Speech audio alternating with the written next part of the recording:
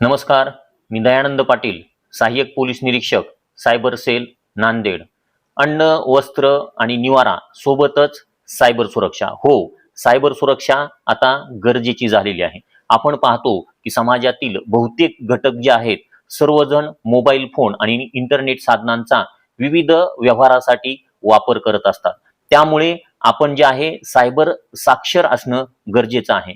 Cyber गुन्हेगार आपल्याला ट्रॅपमध्ये, त्यांच्या जाळ्यामध्ये अडकविण्यासाठी कुठल्या पद्धतीच्या युक्ती वापरतात त्या संदर्भात आपण चर्चा करणार आहोत. सायबर गुन्हेगार त्यांच्याकडे आपल्याला आकर्षित करण्यासाठी जे तंत्र वापरतात ते एक भीती तंत्र आहे. म्हणजे की आपल्याला ते एक प्रकारची भीती घालतील आणि त्या भीतीपोटी ते आपल्याला काही सूचना देतील आणि त्या सूचनांच्या माध्यमातून आपल्याला त्यांच्या जाळ्यामध्ये ओढतील.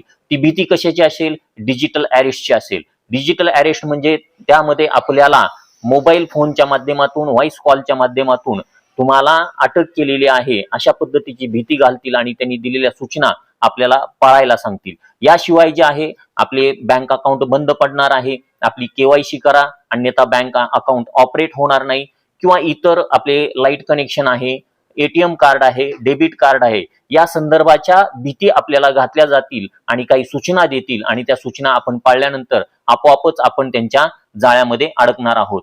लक्षात घ्या, नांदेड पोलीस दलाकडून मिशन निर्भया अंतर्गत सध्या सायबर सुरक्षा या विषयावरती विविध शाळा, महाविद्यालय या ठिकाणी जाऊन विद्यार्थ्यांना सायबर साक्षर बनवण्याचा उपक्रम हाती घेण्यात आलेला आहे आणि विद्यार्थ्यांच्या माध्यमातून ही जी चळवळ आहे ते समाजापर्यंत पोहोचविण्याचे काम नांदेड पोलीस दलाच्या वतीने घेण्यात आले आहे.